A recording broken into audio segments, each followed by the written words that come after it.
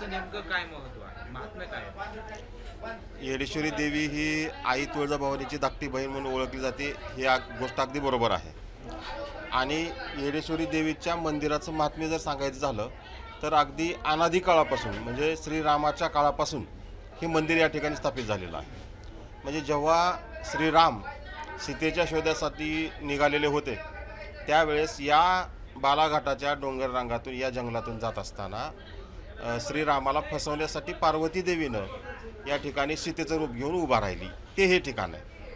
आणि मग श्रीरामाला थोडंसं लक्षात आलं नाही, त्यांनी ध्यान लावून बघितलं, त्यावेळेस त्यांच्या लक्षात आलं की ही आपली सीता नाही तर ही पार्वती देवी.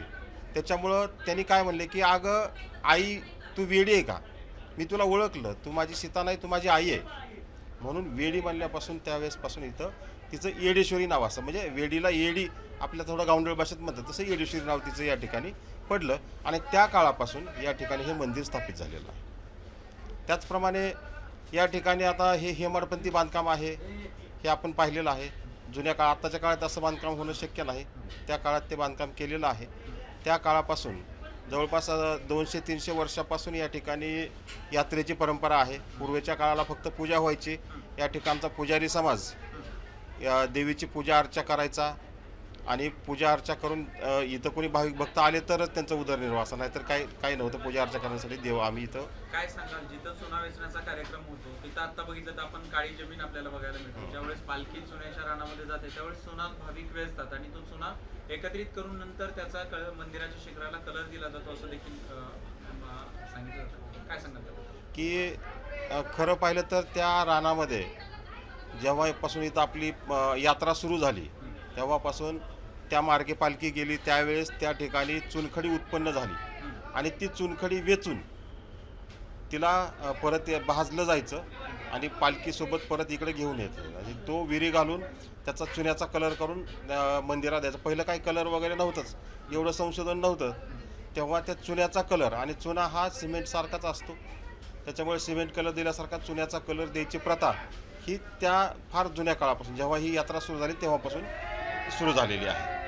आणि जसं की चुना आपल्याला त्या ठिकाणी पालखी गेल्यानंतर दिसतो, त्याचप्रमाणे देवीचं दुसरंही महत्त्व होतं की त्या ठिकाणी आंब्याचं झाड होतं आणि आंब्याच्या झाडाला कवड्या निघायच्या, कवड्या दिसायच्या. आता झाड ते तिथं राहिलेलं नाही, परंतु देवीचं जे महात्म्य आहे, देवीची जी महिमा आहे त्याच्यामुळंच त्या ठिकाणी चुना उत्पन्न होतो आणि कवड्या पण दिसत होत्या.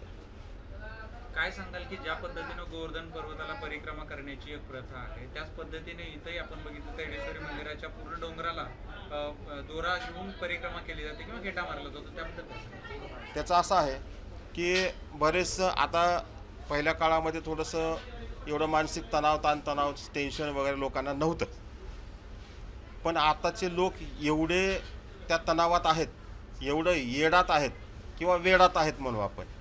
मग बऱ्याच भाविकांची अशी भावना आहे की आपण आपल्या जीवनाचा वेडा सुटण्यासाठी देवीच्या डोंगराला त्या दोऱ्याचा वेडा घालू आणि आपल्या वेडा सुटण्याची प्रार्थना करू, म्हणून ती दोरा देवीच्या त्या पूर्ण प्रदक्षिणा मार्गावरती खेटावाटावरती गुंडाळायची किंवा ती लावायची प्रथा पडलेली आहे आणि लोकांचं त्याच्यामध्ये समाधान होतं. बऱ्याच जणांना तसा अनुभव आला. हे देवस्थान जागृत आहे, लोकांच्या भक्तांच्या हाकेला ही देवी धावून जाते आणि खूप आक्रमक देवी आहे हे पण सर्वांना माहिती आहे. नक्कीच बघितलं तर तुळजाभवानी मातेची कवड्यांची माळ ती वेगळी आहे, थोडीशी काही स्वरूपात थोडासा बदल वाटतो. येडेश्वरी देवीची कवड्यांची माळ थोडीशी वेगळी वाटते. काय नेमका संदर्भ सांगितला याच्यामध्ये संदर्भ असा काही जास्त लावता येणार नाही, पण दोन्ही बहिणी आहेत, कवड्यांची माळ आहे, पण दोघींची आवड वेगळी आहे, त्याच्यानुसार त्या कवड्यांच्या माळा वेगळ्या आहेत, त्यांची परडी वेगळी आहे. तुळजाभवानी आईसाहेबांची परडी वेगळी आहे आणि आपल्या येडेश्वरी देवीची परडी वेगळी आहे.